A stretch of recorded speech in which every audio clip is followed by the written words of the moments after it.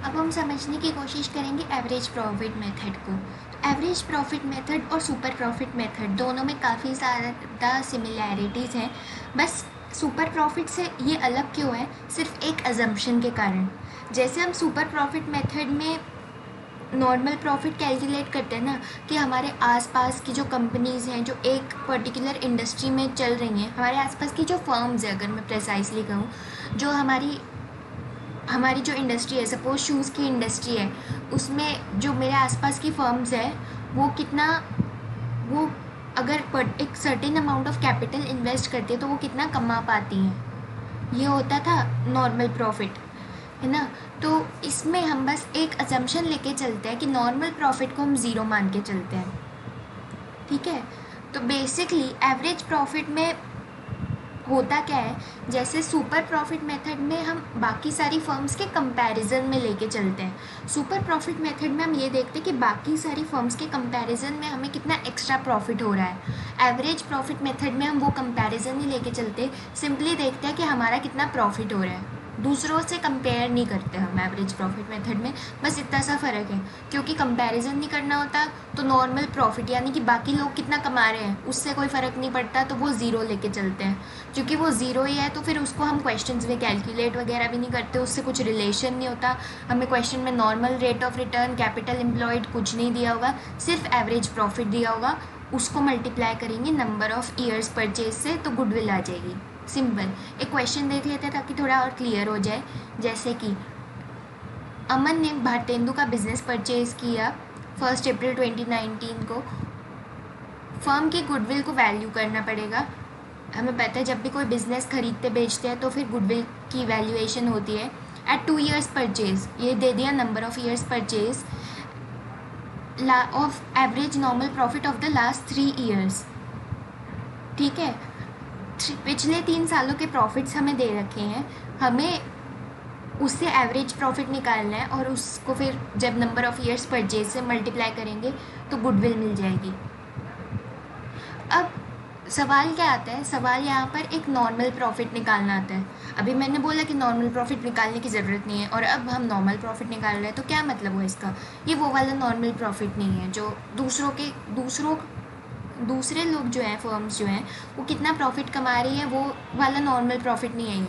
ये normal profit पता है कौन सा है, एबनॉर्मल और नॉर्मल प्रॉफिट।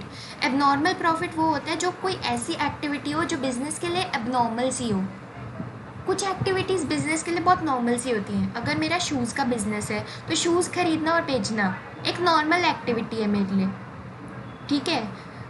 रॉ मटेरियल खरीदना, आउटपुट बेचना, ये सब नॉर्मल एक्टिविटीज़ होती हैं। लेकिन कुछ एक्टिविटीज़ बिजनेस की अबनॉर्मल सी एक्टिविटीज़ होती हैं, ठीक है। अगर सपोज़ मैंने कोई अपनी मशीनरी जो मेरा फिक्स्ड एसेट था वो मैंने बेच दिया, क्या मैं रोज़ मैं अपनी मशीनरी बेचती हूँ? ऑब्वियसली नहीं। वो एक वंस इन अ वाइल, कभी 10 साल 5 साल में हो गया तो हो गया, ऐसी चीज़ है। ऐसी चीज़ों को हम प्रॉफिट्स में कंसिडर नहीं करते।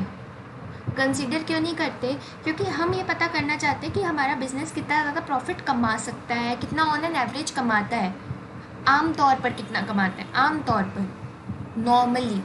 अब नॉर्मली ये नहीं पता कर रहे कि आज तुमने एक बिल्डिंग बेच दी तो तुमने कितना प्रॉफिट कमाया, क्योंकि बिल्डिंग बेचना हमारे बिज़नेस का नॉर्मल हिस्सा नहीं है, नॉर्मल प्रॉफिट के अंदर नहीं आता वो। बिल्डिंग हम रोज़मर्रा में नहीं बेचते हैं। अगर मैं कहूँ कि मेरे बिज़नेस का नॉर्मल जो प्रॉफिट होता है वो ऑन एन एवरेज 50,000 होता है, लेकिन इस साल मुझे 1 लाख का प्रॉफिट हो गया क्योंकि मैंने कोई अपना फिक्स्ड एसेट बेच दिया, और मैं अपने बिज़नेस का प्रॉफिट 1 लाख ही कंसिडर करना शुरू कर दूँ, 50,000 को गिनूँ ही मत, तो ये गलत नहीं होगा। इस तरीके से तो मैं अपना प्रॉफिट बढ़ा चढ़ा के दिखा रही हूँ। जिस साल मुझे ज़्यादा फ़ायदा हो गया कुछ ऐसी एक्टिविटी से जो मैं रोज़मर्रा में करती भी नहीं हूँ, वो वाला प्रॉफिट लेके चल रही हूँ। ऐसा कोई मिसकंसेप्शन ना क्रिएट हो, उसको अवॉइड करने के लिए हम जो प्रॉफिट्स कंसिडर करते हैं वो नॉर्मल प्रॉफिट्स होते हैं, बिज़नेस की normal day to day activity से होने वाले प्रॉफिट्स को कंसिडर करते हैं। तो अगर कई बार कोई अबनॉर्मल गेन या अबनॉर्मल लॉस होता भी है, क्वेश्चन में गिवन होती है एडजस्टमेंट, तो उसको एडजस्ट करते हैं। कैसे? जैसे 2017 का जो प्रॉफिट गिवन है उसमें एक अबनॉर्मल गेन इंक्लूडेड है 10,000 रुपीज़ का। अबनॉर्मल गेन जब हम प्रॉफिट्स निकालते हैं P&L अकाउंट में, प्रॉफिट एंड लॉस अकाउंट में, तब हम ये नहीं सोचते कि ये गेन अब नॉर्मल है कि नॉर्मल है, ये सब तब नहीं ध्यान दिया जाता। तब हर गेन को लिखा जाता है, हर लॉस को लिखा जाता है नॉर्मली अकाउंट में, ठीक है। लेकिन जब हम गुडविल की वैल्यूएशन कर रहे हैं तब हम नॉर्मल प्रॉफिट्स को ही प्रेफर कर रहे हैं। अब क्या मतलब हुआ इस बात का कि जब मैंने P&L में जो ये प्रॉफिट 1 लाख रुपए गिवन है मेरा, वो मेरा P&L वाला प्रॉफिट है, ठीक है। उसमें ये 10,000 रुपये का जो अबनॉर्मल गेन है वो इंक्लूडेड है। लेकिन अब मैं चाहती हूँ कि मैं अपना जो प्रॉफिट्स लिखूँ वो नॉर्मल प्रॉफिट्स लिखूँ, उसमें कुछ भी अबनॉर्मल लॉस, अबनॉर्मल गेन ना हो। तो मैं क्या करूँगी, ये जो अबनॉर्मल गेन है, अबनॉर्मल प्रॉफिट एक हुआ है, मुझे जो 1 लाख रुपए में इंक्लूडेड है उसको 1 लाख में से हटा दूँगी, निकाल दूँगी। कैसे निकालूँगी, माइनस कर दूँगी। तो माइनस करके 90,000 आ गया। सिमिलरली 2018 के प्रॉफिट्स 1,10,000, जिसमें एक अबनॉर्मल लॉस इंक्लूडेड है। अब गेन था पिछली बार, तो गेन को माइनस किया, लॉस को क्या करेंगे, लॉस को प्लस कर देंगे, क्योंकि जाहिर सी बात है जब मैं प्रॉफिट्स कंसिडर करती हूँ तो मेरा कोई भी लॉस होता है तो उस लॉस को मैं माइनस करती हूँ। जैसे मेरे पास 50,000 रुपये का कोई कहीं से इनकम आई और 30,000 का लॉस हुआ, तो मेरे पास फाइनल प्रॉफिट कितने का बच जाता है, 50,000 में से 30,000 गया, 20,000। तो जब मैंने अपना प्रॉफिट निकाला उस वक्त मैंने इस 20,000 का जो लॉस है इसको माइनस कर दिया होगा।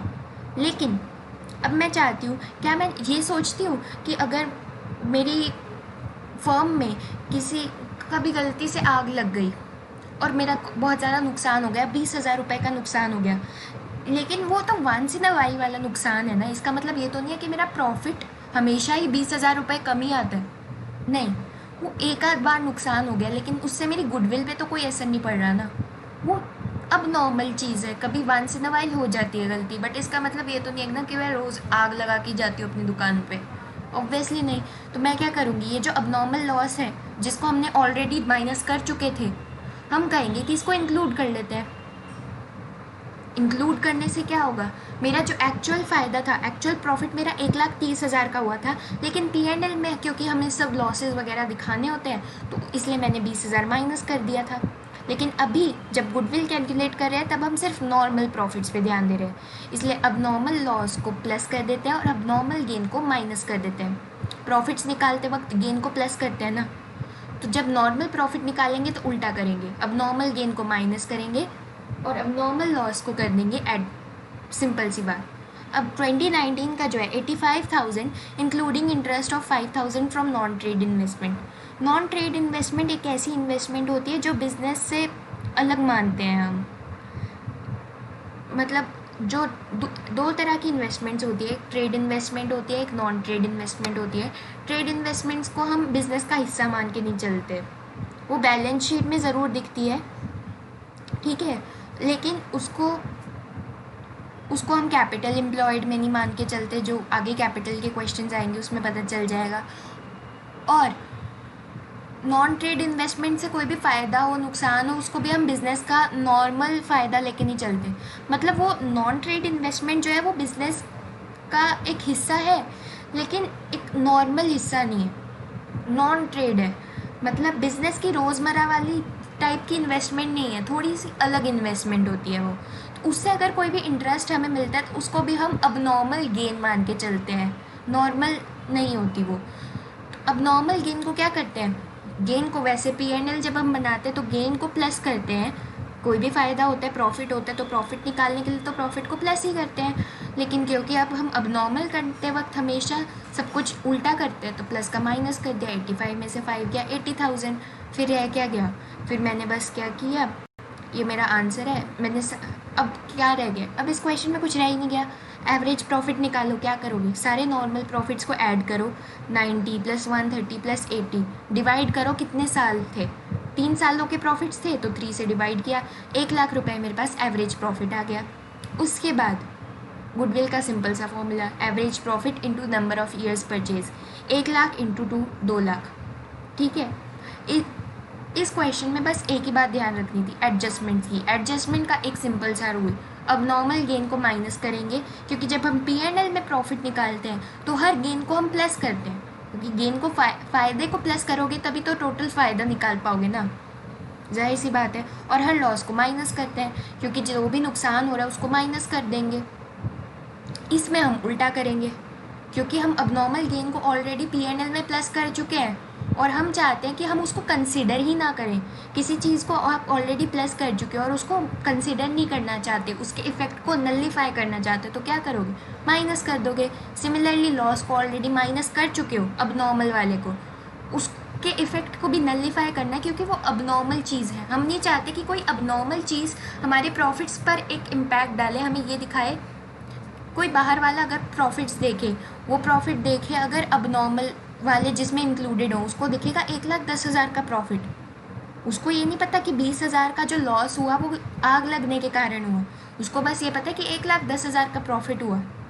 वही अगर उसको ये इमेज दिखे कि 1,30,000 का प्रॉफिट हुआ, बस उसमें से 20,000 हमारा नुकसान इस बार हो गया, लेकिन इसका मतलब ये नहीं है कि हमारा हर बार प्रॉफिट ही 1,10,000 आता है। नहीं, हमारा प्रॉफिट 1,30,000 ही आया था, बस 20,000 का कभी कभार तो ऐसी चीज़ें होती हैं जो अब नॉर्मल होती हैं, बट हम अब नॉर्मल वाली चीज़ों को कंसिडर नहीं करके चलते जब हम नॉर्मल अपना काम करते हैं। ऑब्वियस सी बात है, नहीं तो उसका कुछ अलग ही तरह का इम्पैक्ट पड़ता है। तो जो भी अबनॉर्मल गेन है उसको माइनस करना है, अबनॉर्मल लॉस को प्लस करना है। ये सिंपल सी ट्रिक से ये सारे क्वेश्चंस एवरेज प्रॉफिट के हो जाएंगे। थोड़ी सी प्रैक्टिस करनी पड़ेगी क्योंकि अलग अलग टाइप के हैं, बट ईजी है, मुश्किल नहीं है, बस प्रैक्टिस की ज़रूरत है।